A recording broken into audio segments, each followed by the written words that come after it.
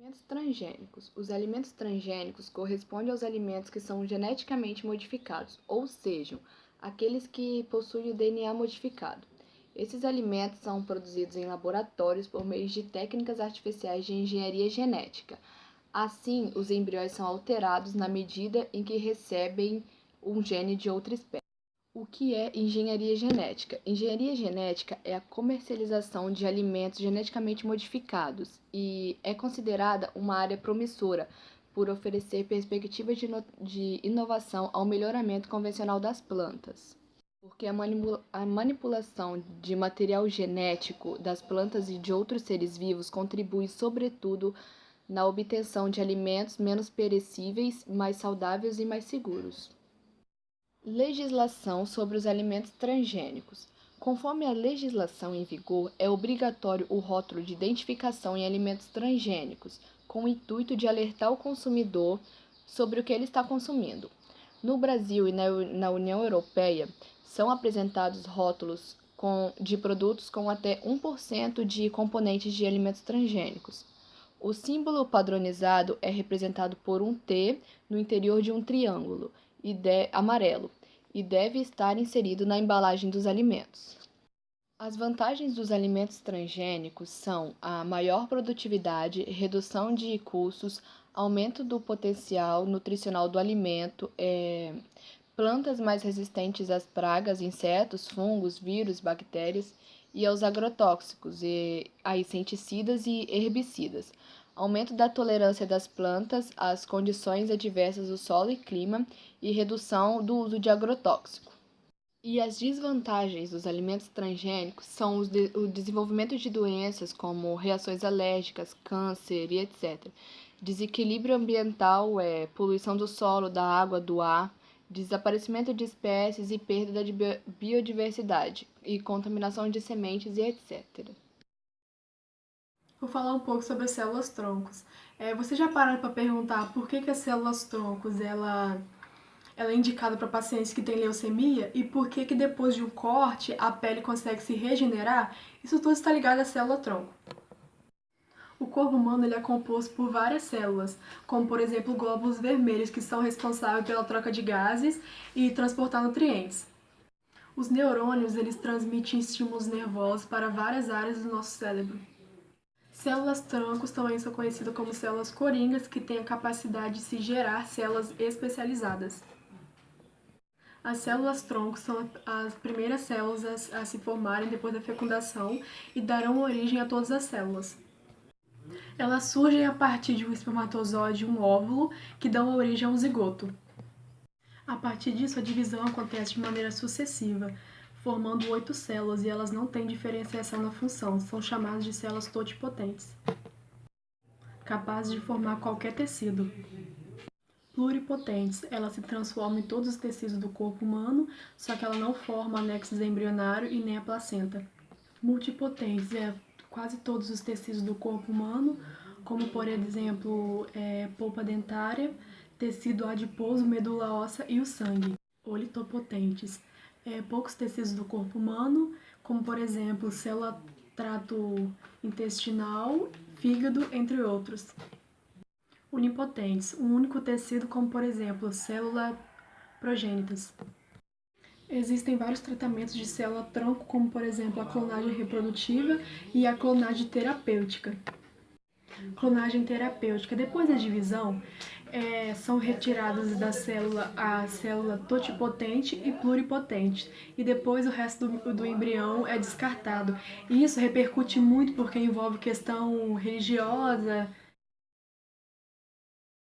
Biotecnologia pode ser definida como o uso de tecnologias que utilizam organismos vivos ou produtos elaborados a partir deles, para criar ou modificar produtos a fins específicos.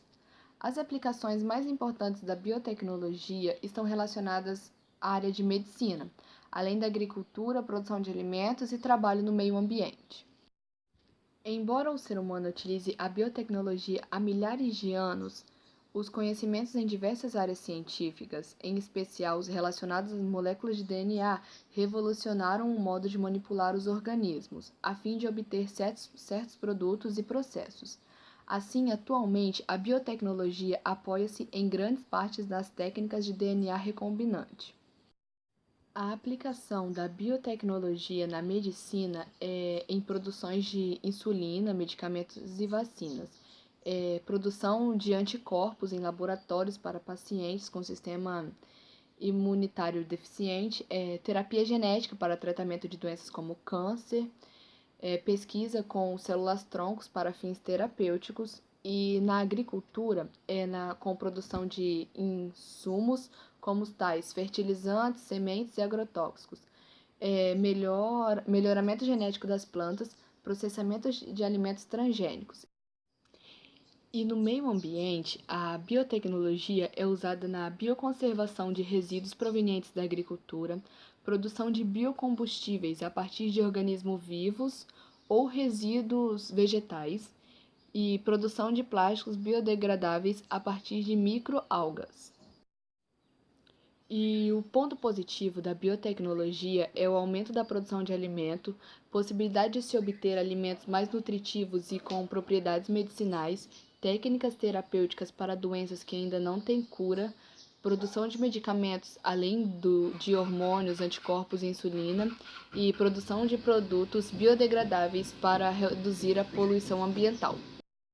E o ponto negativo da biotecnologia é a utilização intensiva de agrotóxicos e fertilizantes, interferência no equilíbrio da natureza, criação de sementes geneticamente modificadas que são inférteis, poluição genética, alimentos transgênicos que podem causar alergias, entre outros prejuízos, questões éticas relacionadas à clonagem de seres vivos e a produção de células-tronco, produz estresse celular, que pode ter como consequência o envelhecimento precoce, entre outras coisas. Engenharia genética é o ato de modificar a constituição genética de um organismo por meio da biotecnologia. Essa modificação pode ser gerada por métodos que alteram, removem ou introduzem genes para produzir organismos com características desejáveis. As principais técnicas de engenharia genética são transgênia, cisgênia, silenciamento gênico, CRISPR-Cas9 e clonagem. Os organismos geneticamente modificados, por exemplo, são produzidos por meio da engenharia genética.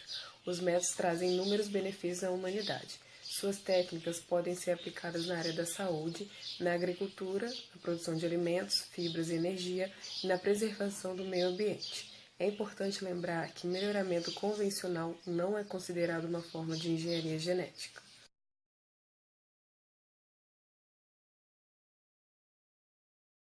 DNA recombinante são moléculas de DNA que possuem fragmentos de DNA derivado de duas ou mais fontes, geralmente é de espécies diferentes. A clonagem molecular é uma técnica central da metodologia do DNA recombinante e consiste da transferência de um genes de um organismo para o outro, ou seja, a recombinação do DNA proveniente de diferentes fontes. O procedimento geralmente envolve o isolamento de um genes humano, com procedimento terapêutico, exemplo, a insulina, e a introdução desses genes numa célula animal, bacteriana ou de leveduras. Através do uso da proteína dominante de enzima restrição, são isolados genes individuais de DNA humano e inserindo em pequenos pedaços de DNA, cortado com a mesma enzima chamado plamídeos. Os plamídeos recombinantes então inseridos numa célula animal, bacteriana ou de levedura, num processo chamado transformação. Uma das aplicações da tecnologia do DNA recombinante são transgênicas, terapia genética, investimento de paternidade, entre outros. Clonagem é o processo natural ou artificial pelo qual são produzidos clones, cópias fiéis geneticamente de outro ser, por reprodução assexuada.